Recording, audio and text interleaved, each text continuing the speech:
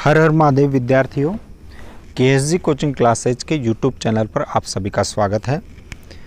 आज के वीडियो में हम एरिक एरिक्सन के मनोसामाजिक विकास के सिद्धांत को पढ़ेंगे। आइए सबसे पहले एरिक्सन का हम सामान्य जीवन परिचय पढ़ते हैं। तो एरिक एरिक्सन थे वो जर्मन अमेरिकी मनोवैज्ञानिक थे। इनका जन्म जर्मनी में 1902 में हुआ था। इनकी मृत्यु अमेरिका में हुई थी 1994 के अंदर। अर्थात दोनों देशों जर्मनी व अमेरिका दोनों की इसके पास सिटीजनशिप थी, नागरिकता थी। आइए बात करते हैं इनकी पुस्तकों के बारे में। तो पहली पुस्तक है इनकी चाइल्डहुड एंड सोसाइटी। ये जो पुस्तक है ये बहुत ही महत्वपूर्ण है और आपके एग्जाम के पॉइंट ऑफ व्यू से भी मोस्ट बनती है। चाइल्डहुड एंड सोसाइटी के लेखक कौन थे? तो एरिक एरिक्सन इसका आंसर हो जाएगा। दूसरी महत्वपूर्ण पुस्तक थी एरिक्सन की, वो है गांधीज ट्रूथ। तीसरी है द लाइफ साइकिल कंप्लीटेड और चौथी पुस्तक है the young man Luther. Luther नाम के एक जवान व्यक्ति की कहानी है या रिसर्च है एरिक्सन की एक तरह से। तो ये चार महत्वपूर्ण थी। आपके साइकोलॉजी के पॉइंट ऑफ व्यू से ये जो पुस्तक है ये महत्वपूर्ण है। दूसरी जो महत्वपूर्ण गांधी ट्रूथ थी, गांधी ट्रूथ उन्होंने महात्मा गांधी के जीवन के बारे में और उनके बारे में बहुत डिटेल में साइकोलॉजिकल एनालिसिस उन्होंने किया था और इस पुस्तक के लिए उन्हें पुलित्जर पुरस्कार मिला था। तो ये भी बहुत महत्वपूर्ण पुस्तक हो जाती है। एरिक एरिक्सन ने व्यक्ति के सामाजिक विकास को मनोसामाजिक विकास बताया है और उन्होंने मनोसामाजिक में विकास में क्या क्या शामिल किया है? उन्होंने इसमें व्यक्तिगत, सामाजिक, सांस्कृतिक और सामूहिक, सामाजिक, सांस्कृतिक और सामूहिक सारों को मिला के और फिर मनोसामाजिक बताया है। तो मुझे लगता है ये चीज़ समझ में आ गई कि सामाजिक विकास अलग होता है और मनोसामाजिक विकास अलग होता है। इसके अंदर सामाजिक, सांस्कृतिक और सामूहिक सारे विकास सम्मिलित कर लिए जाते हैं। इस सिद्धांत की कुल 8 अवस्थाएं थी। तो सीटेट या फिर रीट वगैरह में आपको पूछा जा सकता है कि एरिक एरिक्सन के अनुसार मनुष्य अपने मनोसामाजिक विकास कितनी अवस्थाओं में पूर्ण करता है? तो 8 अवस्थाएं उसका आंसर हो जाएगा। अब देखते हैं ये 8 अवस्थाएं कौन कौन सी हैं। पहली अवस्था है विश्वास बनाम अविश्वास। जन्म से लेकर 18 माह अर्थात 1.5 वर्ष तक लगभग ये चलती है। दूसरी अवस्था है स्वायत्तता बनाम संदेह। 18 माह से 3 वर्ष तक ये चलती है। तीसरी अवस्था है पहल बनाम दोष। यह अवस्था 3 वर्ष से 5 वर्ष तक चलती है। अब देखिए पहली जो 3 अवस्थाएं हैं वो लगभग बाल्यावस्था से रिलेटेड हैं, यहाँ से लेकर और यहाँ तक। चौथी अवस्था आती है परिश्रम बनाम हीनता।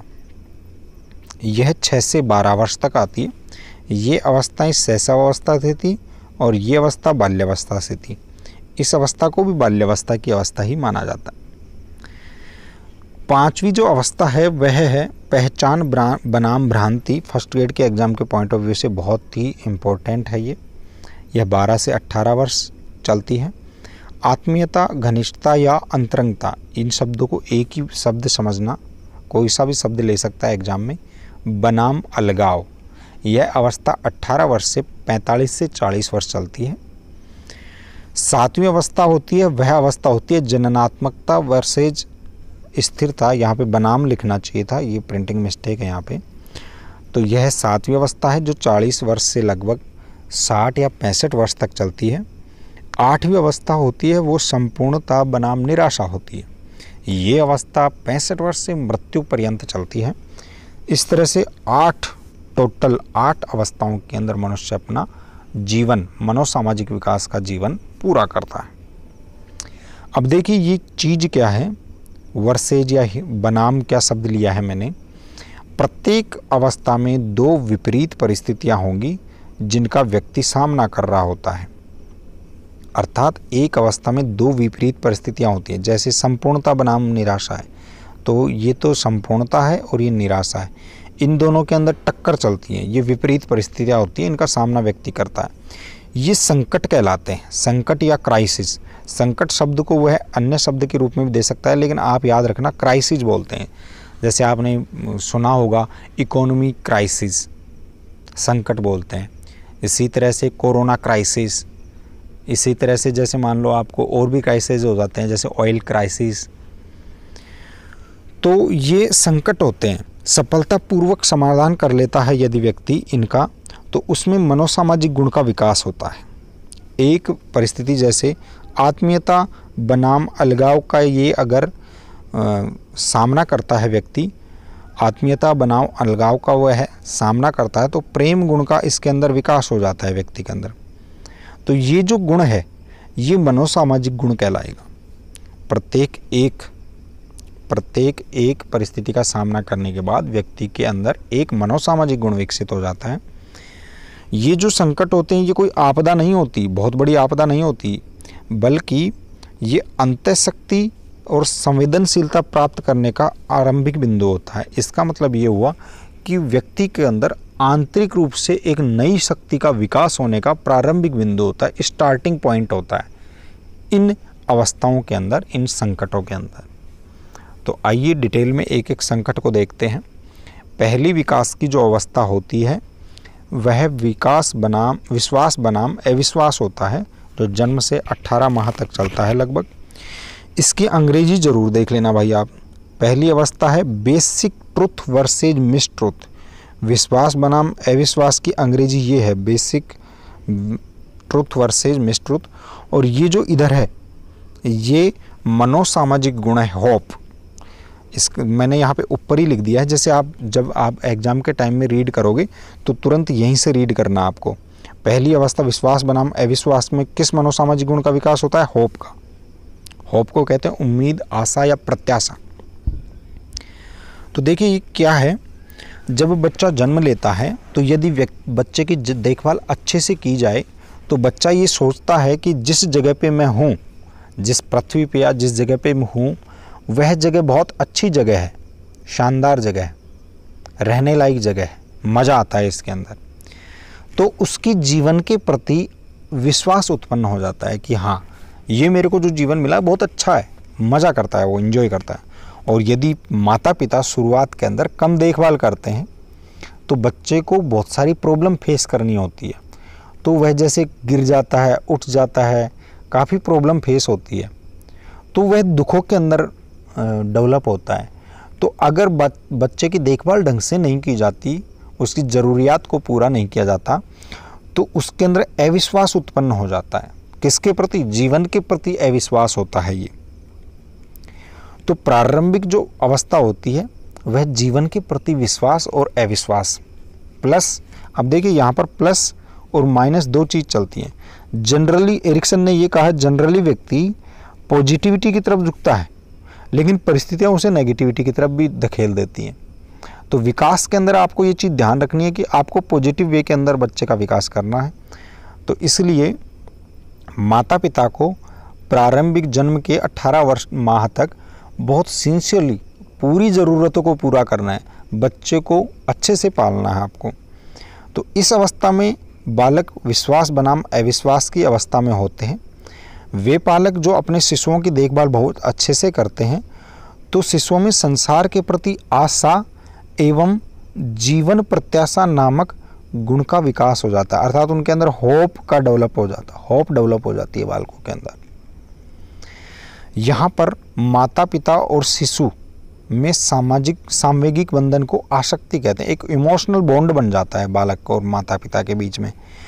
बालक और माता पिता के बीच में जो सामवेगिक बंधन होता है उसे आसक्ति या अटैचमेंट कहते हैं। याद रखना, ये विकास के अंदर में मैंने आपको पढ़ा दिया था, जहाँ पे मैंने बताया था हार्ले और हार्ले नामक मनोवैज्ञानिकों ने एक बंदर की माँ बनाकर, कृत्रिम माँ बनाकर एक प्रयोग किया था। हार्ले और हार्ले ने कृत्रिम माँ बनाई थी उन्होंने बंदरों की, और बंदरों की कृत्रिम माँ बनाने के पश्चात उन्होंने ये रिजल्ट दिया था कि माता पिता और शिशु के बीच में जो बॉन्डिंग होती है वो अटैचमेंट की होती है। अर्थात बालक को जब आप गोद में लेते हैं तो उसे अच्छा महसूस होना चाहिए, उसे दर्द महसूस बिल्कुल भी नहीं होना चाहिए। तो पहली जो अवस्था होती है वह बहुत ही महत्वपूर्ण होती है, क्योंकि इसी टाइम बालक जीवन के प्रति उम्मीद और नाउम्मीद डेवलप कर लेता है, नेगेटिविटी और पॉजिटिविटी। दूसरी अवस्था होती है वो 18 माह से 3 वर्ष तक चलती है, उसे कहते हैं स्वायत्तता या आत्मनिर्भरता बनाम संदेह, शंका या लज्जा। इन शब्दों में कोई भी शब्द दे सकता है लेकिन अंग्रेजी का शब्द यही देगा। अंग्रेजी में कहते हैं स्वायत्तता या आत्मनिर्भरता को ऑटोनॉमी, और संदेह, शंका या लज्जा के लिए वो कहेगा सेम। सेम का मतलब शर्म करना या लज्जा करना। तो autonomy versus same second step है मनोसामाजिक विकास की, और ये स्टेप है, इसको पूरा करने के बाद में कौन से मनोसामाजिक गुण का विकास होता है? Will power. विल पावर आप समझते हैं, इच्छा शक्ति, दृढ़ इच्छा शक्ति, इस तरह से इसका आप अर्थ लगा सकते हैं। तो अब देखिए, ये जो अवस्था होती है, ये क्या अवस्था होती है? इस अवस्था में बच्चे अपने व्यवहार में यह उत्पन्न करते हैं कि देखभाल करने वाले उनके अपने हैं, क्योंकि बालक है वह अपने माता पिता, भाई बहन और आपके दादा दादी, परिवार वालों को, सभी को समझ जाता है। तो देखने वाले यदि उसको महत्व देते हैं एवं स्वतंत्र रखते हैं तो उन्हें अपनी स्वायत्तता की पहचान होती है कि हाँ, मेरा भी कोई अस्तित्व है इस दुनिया में। एरिक्सन के अनुसार इस समय बच्चे को स्वतंत्रता देकर कार्य करने दिया जाना चाहिए, साथ ही उसकी असफलताओं का स्वागत किया जाना चाहिए। जैसे कोई बालक ये कहता है, कोई 1.5 साल का बालक या 2 साल का बालक है और वह जिद कर रहा है कि मैं मेरा जो शर्ट है वो खुद ही पहनूंगा, तो उससे ऐसा करने की छूट दी जानी चाहिए। और यदि बालक इस दौरान 2 वर्ष का बालक यदि अपनी शर्ट पहनने में असफल होता है तो उसको बिल्कुल डिमोटिलाइज नहीं किया जाना चाहिए, उसकी असफलता का क्या किया जाना चाहिए? स्वागत किया जाना चाहिए। स्वागत करने से क्या होगा कि यहाँ पर बालक ये समझ जाएगा कि जीवन के अंदर हमेशा सक्सेस नहीं मिलेगी, असफलता भी मिलेगी, लेकिन असफलता को फेस करना वह सीख जाएगा कि असफलता जीवन का एक क्या है? पहलू है, और इसको अपने को क्या करना चाहिए? देखना चाहिए या वहन करना चाहिए, इसके साथ जीना चाहिए। पालक को इस समय दंड से बचना चाहिए, दंड नहीं देना चाहिए कभी भी कोई गलत कार्य करने पर बच्चे को, क्योंकि इतनी समझ नहीं होती 3 साल से पूर्व के बालक में। जिनके अभिभावक डांटते हैं एवं स्वतंत्रता नहीं देते हैं, वे संदेह से घिर जाते हैं और अपनी क्षमताओं पर शक या संदेह करने लग जाते हैं। अब ये देखिए, आदमी यदि अपने ऊपर शक करने लग जाता है तो वो कुछ भी करने लायक नहीं रहता। एक एग्जाम्पल मैं देता हूँ कि यदि आप एग्ज़ाम की तैयारी कर रहे हैं, तैयारी करते करते आप ये सोचते हैं कि यार मेरा नहीं होगा तो क्या होगा, तो आप डेफिनेटली सोच लीजिएगा कि आपका सिलेक्शन नहीं होने वाला है, क्योंकि आप पूरे पोटेंशियल के साथ कुछ काम ही नहीं करेंगे। तो खुद की अपनी क्षमताओं पर शक करने लग जाता है बालक, यदि अभिभावक उसकी जो स्टार्टिंग है उसको रोक देते हैं और स्वतंत्रता नहीं देते हैं, अर्थात उसको कार्य नहीं करने देते हैं। उसको कार्य करने देना चाहिए, और ख़राब कार्य कर देता है वो तो उसको डांटना भी नहीं चाहिए, उसका स्वागत करना चाहिए कि कोई बात नहीं। जो बच्चे इस अवस्था को सफलतापूर्वक हल कर लेते हैं उनके अंदर इच्छा शक्ति नामक मनोवैज्ञानिक गुण का विकास होता है। इच्छा शक्ति को विल पावर कहते हैं भैया आप, विल पावर, इच्छा शक्ति, कोई भी चीज़ कार्य करने की इच्छा शक्ति स्टार्टिंग का जो पॉइंट होता है। अब देखिए, इस अवस्था को self control without A loss of self esteem कहते हैं। अपने स्वाभिमान को खोए बिना आत्मनियंत्रण भी कहते हैं। इसको मोस्ट लगा लेना, ये आपके एग्जाम के अंदर ऐसे कैसे छप सकता है भाई। Self control without A loss of self esteem, self control without A loss of self esteem, ये किस अवस्था की विशेषता है? तो आपको याद रखना है 18 माह से और 3 वर्ष से पूर्व की जो अवस्था होती है उसकी ये विशेषता होती है। तीसरी जो अवस्था होती है वह होती है पहल बनाम दोष या अपराध बोध। दोष या अपराध बोध का मतलब एक ही होता है। तो पहल बनाम दोष या अपराध बोध क्या होती है? 3 वर्ष से 5 वर्ष की आयु की होती है। ये जो अवस्था होती है, इस अवस्था के अंदर इसको अंग्रेजी में कहते हैं इनिशिएटिव वर्सेस गिल्टी। इनिशिएटिव का मतलब होता है पहल करना, गिल्टी का मतलब होता है अपराध बोध या दोष। आप गिल्टी फील कर दें, कब करते हैं? जब आप कोई गलत कार्य कर देते हैं तो आप गिल्टी फील करते हैं। तो इनिशिएटिव वर्सेस गिल्टी की ये जो अवस्था होती है वो तीसरी अवस्था होती है, और ये हल करने के पश्चात आपके अंदर पर्पज नामक मनोसामाजिक गुण का विकास होता है। जीवन उद्देश्य जिसे आप कहते हैं। इस अवस्था में बालक कुछ कार्य स्वयं करना चाहते हैं और वे स्वयं ही पहल करने लग जाते हैं, स्टार्ट करने लग जाते हैं। बालक इसके अंदर जिद नहीं करते हैं कि मैं करूँगा, शर्ट मैं पहनूंगा, पहल करने लग जाते हैं आगे बढ़ के कि लो चलो ये करते हैं अपन। 3 वर्ष का, 4 वर्ष का और 5 वर्ष का बालक तो कुछ कार्य स्वयं करना चाहते हैं। बालक घर और बाहर आत्मनिर्भर होने लग जाता है। उसमें सही और गलत का भाव भी पता चल जाता है। ये बहुत महत्वपूर्ण है। इस अवस्था तक बालक अपना किया हुआ कार्य सही है या गलत है उसको पता रहता है और वो अपने आप को आत्मनिर्भर करने लग जाता है। कुछ एक कार्य वह स्वयं करने लग जाता है और आत्मनिर्भर हो भी जाता है।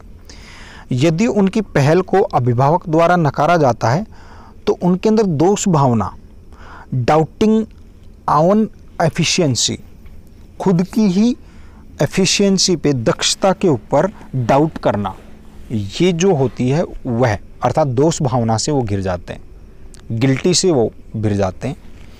तो जो गिल्टी होती है उसको डाउटिंग ऑन एफिशिएंसी भी कहते हैं। तो पहल को अभिभावक द्वारा नकारा नहीं जाना चाहिए। अपराध बोध के कारण बालक अन्य के ऊपर बोझ बन जाते हैं। बहुत से व्यक्ति होते हैं उनके अंदर अपराध बोध बहुत ज़्यादा घर कर जाता है, तो वो कोई भी पहल नहीं कर पाते और चुपचाप खड़े रहते हैं और दूसरों के ऊपर बोझ बन जाते हैं। आपने बहुत से व्यक्तियों को देखा होगा जीवन के अंदर जो चुपचाप रहते हैं, शुरुआत नहीं कर पाते किसी भी काम की। पता नहीं उनको क्या ऐसे लगता है कि मैं कर दूंगा तो मेरे ऊपर ही सारी चीज़ आ जाएगी। ज़्यादातर सरकारी विभागों के अंदर जितने भी व्यक्ति देखोगे इसी तरह के होते हैं। कोई भी पहल नहीं करते हैं कि बाद में मेरे ऊपर आ जाए तो, अरे भाई तेरे ऊपर आ जाएगी तो क्या हो जाएगा, कोई पहाड़ थोड़ी टूट जाएगा। तो वो अन्य पर बोझ बन जाते हैं और स्वयं को अन्य का अनुकरणकर्ता के रूप में प्रदर्शित करते हैं। तो उनके अंदर क्या होती है, पहल शक्ति नहीं होने के कारण वो फॉलोवर रहते हैं, लीडर नहीं रहते। लीडर न होकर वो फॉलोवर रह जाते हैं। तो बच्चे होते हैं उनके अंदर अपराध बोध होने पर फॉलोवर हो जाता है वो, तो ये नहीं होना चाहिए। वे बालक जो इस अवस्था को सफलतापूर्वक समाधान कर लेते हैं उनके अंदर उद्देश्य, पर्पज नामक मनोसामाजिक गुण का विकास हो जाता है। इसको जीवन उद्देश्य भी कहते हैं। नेक्स्ट जो अवस्था होती है वो होती है परिश्रम बनाम हीनता। यहाँ से अब की बार प्रश्न उठ सकता है आपके, मोस्ट लगा लेना इसको। 6-7 वर्ष से और 12 वर्ष के जो बालक होते हैं उनकी ये विशेषता होती है परिश्रम बनाम हीनता।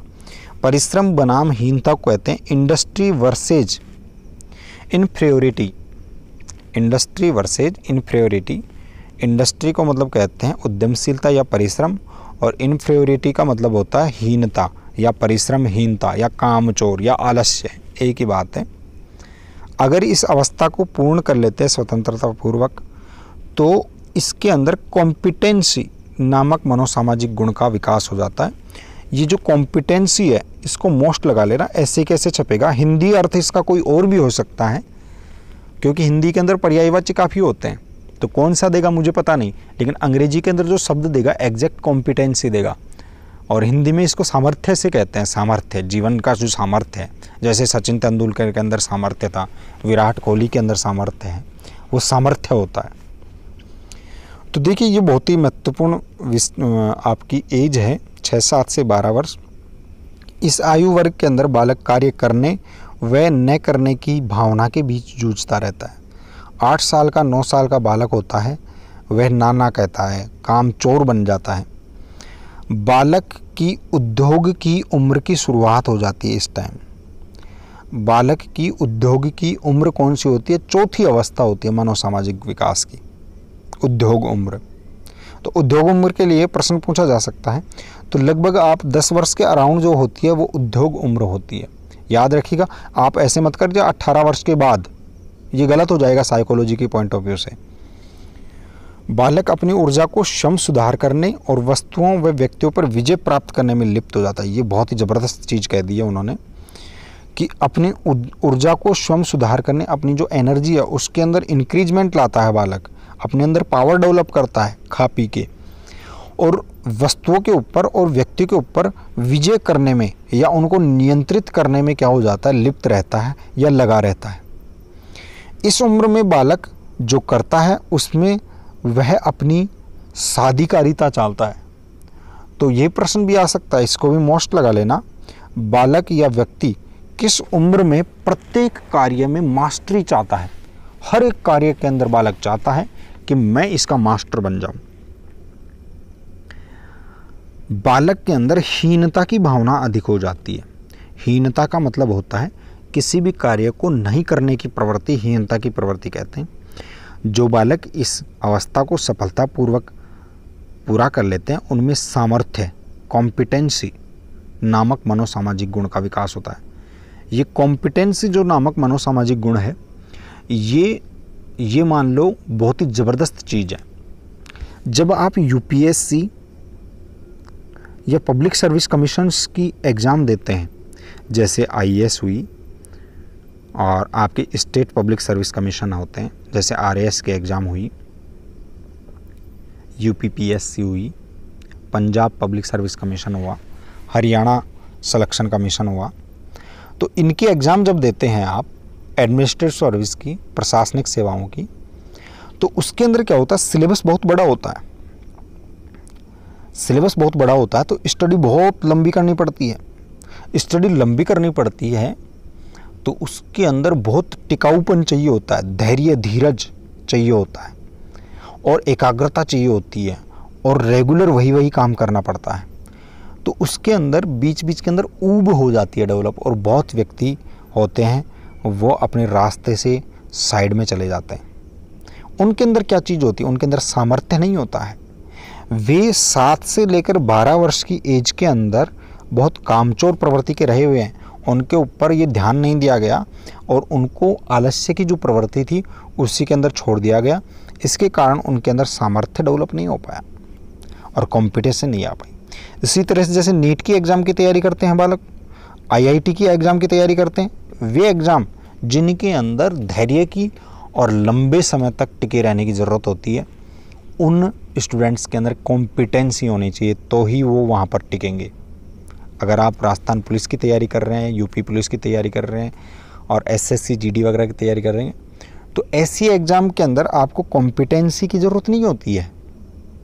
ये आओ क्रैक करो और जाओ। लेकिन जैसे आप शिक्षक भर्ती, नेट एग्ज़ाम को भी मैं इसमें इंक्लूड करूँगा, आईएएस आरएएस करते हैं, तो उसके अंदर कॉम्पिटेंसी नामक गुण का होना बहुत ज़रूरी है। तो अगर आप जो नेक्स्ट पीढ़ी है उसको इस चीज़ के लिए तैयार करना चाहते हैं तो 6 से 12 वर्ष या 7 से 12 वर्ष की एज के अंदर आपको ध्यान देना पड़ेगा और वो जो भी काम करे उसके अंदर साधिकारिता भी होनी चाहिए, अर्थात परफेक्शन डालना चाहिए बालक के अंदर। नेक्स्ट जो अवस्था होती है वह पहचान बनाम भ्रांति होती है, जो 12 वर्ष से और 18 वर्ष तक चलती है। पहचान बनाम भ्रांति को आइडेंटिटी वर्सेज रोल कन्फ्यूजन कहते हैं। आइडेंटिटी का मतलब होता है पहचान और रोल कन्फ्यूजन का मतलब होता है पहचान भ्रांति। रोल कन्फ्यूजन, रोल के अंदर ही कन्फ्यूजन है। और ये जो अवस्था होती है पहचान बनाम भ्रांति, इसको पूरा कर लेने पर फिडेलिटी नामक मनोसामाजिक गुण का विकास होता है। तो ये फिडेलिटी है, इसकी हिंदी तो वो कुछ भी दे सकता है, लेकिन अंग्रेजी के अंदर वह फिडेलिटी देगा। हिंदी में उसको जैसे कर्तव्य परायणता कहते हैं। अब कोई ज़रूरी नहीं कर्तव्य परायणता ही दे, कोई और शब्द भी दे सकता है। आइए अब देखते हैं ये क्या है पहचान बनाम भ्रांति। इस चीज़ को मैंने विकास में पढ़ा दिया था भैया, आपको याद रखना, विकास में डिटेल में पढ़ा दिया था। मैंने कहा था कि बहुत से किशोर होते हैं वो अपने माता पिता से झगड़ा करते हैं, उनके साए से बाहर निकलने की कोशिश करते हैं। जो निकल जाते हैं उनके अंदर फिडेलिटी डेवलप है, जो नहीं निकल पाते हैं उनके अंदर भ्रांति हो जाती है। और वहीं पे किशोर, ये मैंने बताया था किशोर अवस्था के अंदर, आप वो वीडियो ज़रूर देख लेना। किशोर अवस्था के अंदर मैंने ये चीज़ दे दी थी, डिटेल के अंदर पढ़ाई थी आपको, तो आप वहाँ पे वीडियो में देख लेना, बहुत ही ज़बरदस्त वीडियो है। यह किशोर अवस्था की मुख्य विशेषता होती है। इस अवस्था में किशोर यह जानने की कोशिश करता है कि वह कौन है, किस लिए है, उससे जीवन में क्या करना है और उसकी पहचान क्या होती है। पहचान यही होती है, इन चीज़ों से मिलकर ही क्या होती है, पहचान बनती है। पहचान के अंदर विश्वास, आत्मनिर्भरता, पहल करना, उद्यमिता मिलकर पहचान बनाने में सहायता देते हैं। तदात्मिकता ये शब्द आता है तदात्मिकता। तदात्मिकता या पहचान बनाने में सहायता कौन कौन सी चीज़ें देते हैं? विश्वास, आत्मनिर्भरता, पहल और उद्यमिता। इसका मतलब ये हुआ कि पूर्व की जो चारों अवस्थाएं हैं वो मिलने के बाद में एक बालक अपनी पहचान स्थापित करता है। जब वह किशोर अवस्था में होता है तो वह अपनी सारी चीज़ें देखता है, तो ये जो चीज़ें हैं वो मिलकर ही उसको पहचान बनाने में सहायता करती हैं। जीवन के प्रति वो किस तरह का नज़रिया रखता है, वह सेल्फ डिपेंडेंट है या बोझ है, वह पहल कर पाता है या नहीं, लीडर है कि नहीं है, और उद्यमिता उसके अंदर है कि नहीं है, ये सारी चीज़ें मिलती हैं तब जाकर वह पहचान बनाता है अपनी। तो इस चीज़ को आप मोस्ट लगा लेना भाई, ये चीज़ें बता सकते हो। पहचान में सहायक कौन कौन से गुण होते हैं? तो पहचान में ये चीज़ें सहायक होती हैं। यदि किशोर अपनी पहचान और भूमिका का एकीकरण नहीं कर पाता है तो उसका व्यक्तित्व खंडित हो जाता है। ये भी बहुत इंपॉर्टेंट चीज़ है कि देखिए, बहुत से स्टूडेंट आपने देखे होंगे, बहुत से किशोर आपने देखे होंगे कि उनके अंदर अपनी पहचान नहीं बन पाती, तो वो कभी किस प्रकार का बर्ताव करते हैं, कभी किसी प्रकार का, और उनके अंदर इंटीग्रेशन नहीं हो पाता। इंटीग्रेशन के अभाव के अंदर उनका व्यक्तित्व, पर्सनैलिटी होती है वो विच्छिन्न प्रकार की होती है, अर्थात उनकी कोई सेफ नहीं होती है। वो अलग अलग कभी किस तरह का रोल प्ले कर देते हैं, कभी किसी प्रकार रोल प्ले कर देते हैं, कभी किस प्रकार की प्रवृत्ति दिखाते हैं, कभी किस प्रकार की, तो उनको समझने में थोड़ी जटिलता होती है।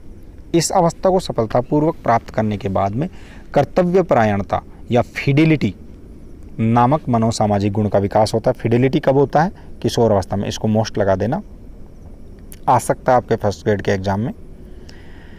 पहचान बनाम भ्रांति को विकास में विस्तार रूप से समझाया है, यहाँ पे लिख भी दिया है। विकास के अंदर भी किशोर अवस्था के अंदर लिखा है भाई, याद रखिएगा, किशोर अवस्था के अंदर। नेक्स्ट जो छठी जो अवस्था होती है वो होती है आत्मीयता, घनिष्ठता या अंतरंगता। आत्मीयता बनाम अलगाव 18 वर्ष से 35 या 40 वर्ष तक ये चलती है। आत्मीयता, घनिष्ठता या अंतरंगता को कहते हैं इंटीमेसी, और अलगाव को कहते हैं आइसोलेशन। इंटीमेसी वर्सेज आइसोलेशन की जो स्टेप होती है वो छठी अवस्था होती है, और इसको सफलतापूर्वक यदि व्यक्ति पूरा कर लेता है तो उसके अंदर लव डेवलप हो जाता है, प्रेम भावना का विकास हो जाता है। ये अवस्था प्रौढ़ावस्था में रहती है, जिसमें व्यक्ति दूसरों से घनिष्ठ व आत्मीय संबंध स्थापित करता है। यदि युवा यह सोचता है कि अन्य के साथ उसकी पहचान खो जाएगी तो आगे जाकर वह एकाकीपन की ओर चला जाता है। तो अगर युवा पहचान खोने का डर लगता है तो एकाकी हो जाता है। आपको भी दूसरों से मिलने से यदि झिझक हो रही है तो ये समझ लीजिए आप एकाकीपन की तरफ जा रहे हैं, अंतरंगता नहीं बढ़ा पा रहे हैं। घनिष्ठता का अर्थ केवल लैंगिंग नहीं होता है कि लैंगिंग घनिष्ठ हो, अपितु उससे अधिक व्यापक होता है। अब ये क्या होता है ये देखिए, घनिष्ठता होती क्या है, घनिष्ठता या अंतरंगता क्या होती है? घनिष्ठता एक क्षमता है जो वास्तविक और परिपक्व मनोसामाजिक पक्ष को दर्शाती है। एक तो रियल होना चाहिए और एक मैच्योर साइको सोशल एक पक्ष होता है। ये घनिष्ठता में मित्र बनाना तथा अपनी पहचान गुम हुए बिना दूसरों का ध्यान रखना, अर्थात दूसरों की केयर करना, ये इसमें शामिल होता है। घनिष्ठता का आधार प्रेम अर्थात दूसरों के प्रति समर्पण का भाव होता है। भाई भाई के प्रति, अपने दोस्त के प्रति, किसी जानकार व्यक्ति के प्रति समर्पण का जो भाव होता है उसे घनिष्ठता का कहते हैं, घनिष्ठता का आधार कहते हैं। और घनिष्ठता का आधार कोई पूछे तो उसे कहते हैं प्रेम। आप किसी से प्रेम करते हैं तो उसके लिए जान लगा सकते हैं। इसका एक पक्ष हम की एकात्मकता का भाव होता है। प्रश्न आ सकता है, इसको मोस्ट लगा लेना, प्रश्न आ सकता है हम की एकात्मकता का भाव होता है, आपको डायरेक्ट लिखता है घनिष्ठता या आत्मीयता। इंटीमेसी, अंग्रेजी में इसको कहते हैं इंटीमेसी। यदि व्यक्ति सकारात्मक संबंध स्थापित करता है तो वे संबंध आत्मीय कहलाते हैं। जब संबंधों में नकारात्मकता का भाव आ जाता है तो वे अलगाव वाले संबंध कहलाते हैं। एकाकी संबंध औपचारिक, उदासीन और खोखले होते हैं। यदि नकारात्मक भाव होता है तो अलगाव हो जाता है। जैसे आपने देखा होगा कि तलाक हो जाते हैं, क्यों? प्रेम के अभाव के अंदर उनके अंदर प्रेम डेवलप नहीं हो जाता। और प्रेम किससे आता है? समर्पण से आता है। समर्पण नहीं हो पाता है दूसरे के प्रति। तो एकाकी संबंध क्या होते हैं? औपचारिक, उदासीन। उदासीन का मतलब उनके अंदर कोई रोचकता नहीं होती है। और खोखले अर्थात झूठे होते हैं। इस अवस्था को सफलतापूर्वक पूरा करने के बाद में प्रेम या स्नेह नामक मनोसामाजिक गुण का विकास होता है। तो ये आपके पॉइंट ऑफ व्यू से बहुत इंपॉर्टेंट अवस्था थी। अब नेक्स्ट अवस्था आती है, वो आती है जननात्मकता वर्सेज स्थिरता, या जिसको कहते हैं 40 से 60-65 वर्ष की एज की आयु के अंदर होती है ये। तो जननात्मकता को कहते हैं जनरेटिविटी और स्थिरता को कहते हैं स्टेग्नेशन। जननात्मकता जनरेटिविटी और स्थिरता स्टेग्नेशन। अगर इस अवस्था को सफलतापूर्वक कोई व्यक्ति करता है तो उसके अंदर केयर नामक या देखभाल नामक जो मनोसामाजिक गुण है उसका विकास होता है। अब देखिए ये क्या अवस्था है, किस तरह से क्या होता है। जिन लोगों में जननात्मकता की भावना होती है अर्थात जनरेटिविटी की भावना होती है, वे लोग आने वाली पीढ़ी को धनात्मक गुण देते हैं, पॉजिटिव या फिर सृजनात्मक गुण देते हैं। इस अवस्था में व्यक्ति सृजनशील और उत्पादक तरीके से नई पीढ़ी का पालन और मार्गदर्शन करता है, डायरेक्शन देता है, पालन पोषण करता है नई पीढ़ी का।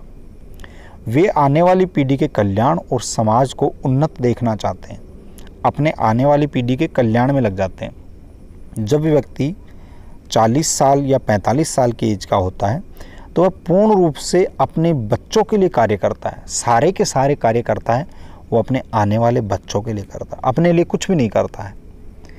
जो व्यक्ति इसका सफलतापूर्वक समाधान कर लेते हैं उनमें देखभाल या केयर नामक मनोसामाजिक गुण का विकास हो जाता है। नेक्स्ट जो अवस्था होती है, 8वें नंबर की जो अवस्था होती है, ये लास्ट स्टेप होती है, इसको कहते हैं संपूर्णता बनाम निराशा। 65 से मृत्यु पर्यंत तक चलती है। संपूर्णता का मतलब होता है ego integrity versus despair. Ego integrity versus despair जो होती है वो लास्ट की अवस्था होती है। अगर इसको सफलतापूर्वक पूरा कर लेता है, इस संकट से उभर जाता है व्यक्ति, तो उसके अंदर विजडम, बुद्धिमता नामक मनोसामाजिक गुण का विकास हो जाता है। इस अवस्था में व्यक्ति अपने संपूर्ण जीवन काल को देखता है कि मैंने क्या किया है, क्या पाया है, क्या खोया है, मैं क्या कर सकता था, और अपनी समस्त सफलताओं और असफलताओं को मूल्यांकन करता है कि मैं क्या था, क्या कर सकता था, मुझे ये करना चाहिए था या नहीं करना चाहिए था। मूल्यांकन करने के बाद में, उसको सोचने के बाद में यदि उसे पॉजिटिव फीलिंग आती है, धनात्मकता भाव आता है, तो उसमें संपूर्णता का एहसास होता है। अर्थात कोई वृद्ध व्यक्ति कह सकता है कि अपन ने अपनी ज़िंदगी में बहुत कमाए हैं भाई, बिल्कुल सही काम कर लिया, तो उसे संपूर्णता का एहसास होता है। अर्थात मैंने मेरे जीवन के अंदर अच्छा कार्य किया, संपूर्ण कार्य किया, हाँ अब मैं मर सकता हूँ। यदि नकारात्मकता के भाव उत्पन्न होते हैं तो उनके अंदर निराशा उत्पन्न होती है कि मैंने ये नहीं किया, मैंने वो नहीं किया, भाई मेरी परिस्थिति खराब थी। इस तरह के वो क्या देता है, आउटपुट देता है।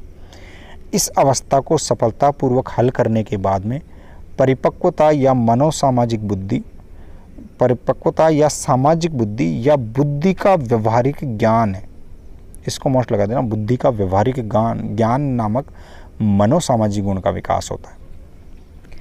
तो लास्ट की जो अवस्था थी वह जीवन के प्रति सोचने समझने की होती है, और बुद्धि का व्यवहारिक ज्ञान नामक मनोसामाजिक गुण होता है। वह अंतिम अवस्था में व्यक्ति को पता चलता है जब वह पूरे जीवन के अंदर अपने एनालिसिस करता है और फिर उसके अंदर ज्ञान की प्राप्ति होती है। तो इस तरह से व्यक्ति का जो संपूर्ण जीवन है वह पूरा होता है, और इस तरह से व्यक्ति अपना पूरा विकास करता है। आज के इस वीडियो के अंदर अपन इतना ही पढ़ते हैं, अगले वीडियो के अंदर फिर मिलेंगे। आप इस वीडियो के अंदर जो चीज़ समझ में नहीं आए तो कमेंट बॉक्स में डाल दीजिएगा, और ज़्यादा से ज़्यादा दोस्तों के साथ शेयर कीजिए, लाइक कीजिए। हर हर महादेव।